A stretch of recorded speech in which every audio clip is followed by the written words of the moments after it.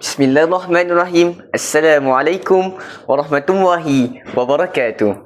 Sekalian penghargaan buat Tuan Pengerusi Majlis, barisan panel hakim yang arif, lagi bijaksana, div-div kehormat yang dihormati, para guru, rakan-rakan peserta, seterusnya hadirin yang saya muliakan.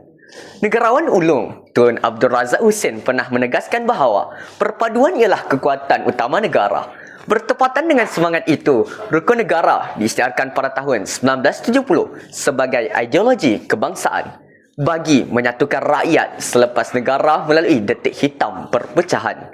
Lebih 5 dekad telah berlalu, namun persoalannya, adakah 5 prinsip itu sekadar menjadi lafaz di bibir atau benar-benar hidup di dalam jiwa kita? Maka, dengan penuh keyakinan saya berdiri di pentas ini untuk menegaskan bahawa penghayatan prinsip-prinsip hukum negara merupakan kunci utama bersama membina negara bangsa yang bersatu, berdaulat dan sejahtera. Hadirin sekalian, pragmatik saya yang pertama, kepercayaan pada Tuhan membentuk masyarakat yang berintegriti. Kepercayaan pada Tuhan merupakan prinsip pertama rukun negara kerana pembinaan sesebuah negara mestilah bermula dengan pembinaan insan. Selaras dengan perkara 3 dan perkara 11 Perlembagaan Persekutuan, Malaysia mengiktiraf Islam sebagai agama persekutuan di samping menjamin kebebasan setiap rakyat untuk menganut dan mengamalkan agama masing-masing.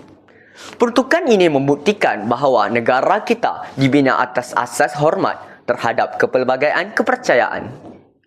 Bagi memperkukuh keharmonian tersebut, pelbagai program dialog antara agama dan inisiatif perpaduan terus dilaksanakan oleh Kementerian Perpaduan Negara. Usaha ini bukan sekadar menghimpunkan masyarakat berbilang kaum dan agama, malah menyuburkan persefahaman, toleransi dan saling menghormati dalam sebuah negara yang kaya dengan kepelbagaian budaya.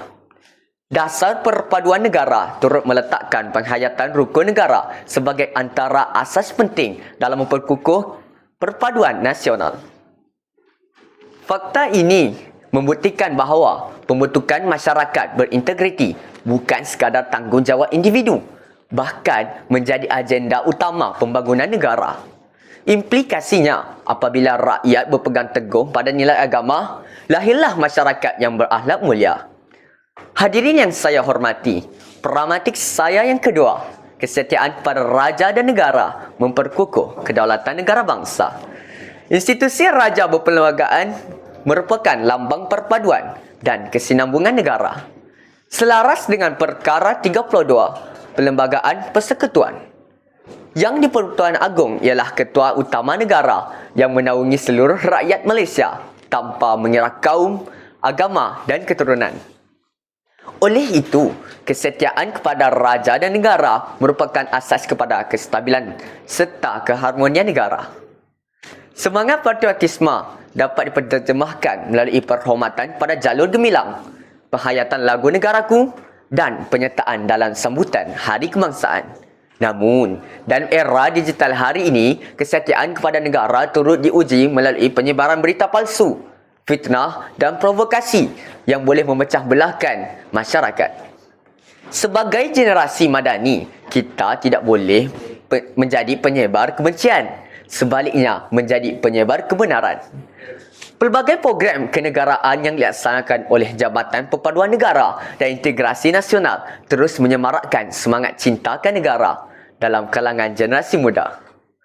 Program-program ini membuktikan bahawa patriotisme bukan sekadar semangat bermusim ketika bulan kemerdekaan, tetapi nilai yang perlu disemai sepanjang hayat.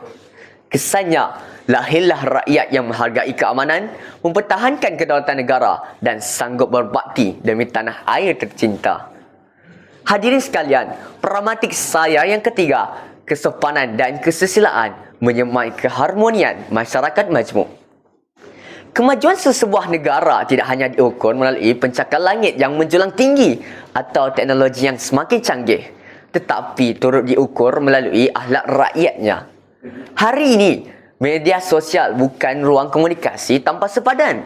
Namun, di sebalik manfaat tersebut, kita masih berdepan dengan isu buli cyber, penghinaan, fitnah dan ucapan kebencian yang mampu meretakkan hubungan sesama masyarakat. Situasi ini sesuai seperti peribahasa Melayu. Kerana pulut santan binasa, kerana mulut badan binasa. Oleh itu, setiap patah perkataan yang kita ungkapkan mestilah mencerminkan adab dan nilai murni. Pelbagai kempen kesedaran berkaitan etika komunikasi dan literasi digital terus dilaksanakan bagi membentuk masyarakat yang lebih berhemah ketika berinteraksi. Implikasinya, apabila masyarakat mengamalkan budaya hormat menghormati, perselisihan dapat diselesaikan melalui hikmah, manakala perpaduan akan terus diperkukuh. Jelaslah bahawa kesepanan dan keseselaan merupakan jambatan yang menghubungkan kepelbagaian rakyat ke arah pembinaan sebuah negara bangsa yang aman dan harmoni. Hadirin sekalian, kesimpulannya, pembinaan negara bangsa bukanlah tugas pemimpin semata-mata, tetapi amanah seluruh rakyat Malaysia. Kepercayaan pada Tuhan melahirkan rakyat yang berintegriti. Kesetiaan para raja dan negara mempertahankan kedaulatan tanah air. Manakala kesepanan dan keseselaan menyatukan masyarakat yang berbilang bangsa dan budaya. Marilah kita menjadikan rukun negara bukan sekadar ikrar yang dilafazkan pada setiap perhimpunan, tetapi kompas yang memadukan setiap tindakan kita. Andai prinsip-prinsip ini terus subur dalam jiwa rakyat, saya yakin Malaysia bukan sahaja akan dikenali sebagai sebuah negara yang maju, malah sebagai sebuah negara bangsa yang bersatu, berakhlak dan disegani dunia. Sekian, wabillahi taufiq wal hidayah. Wassalamualaikum warahmatullahi wabarakatuh.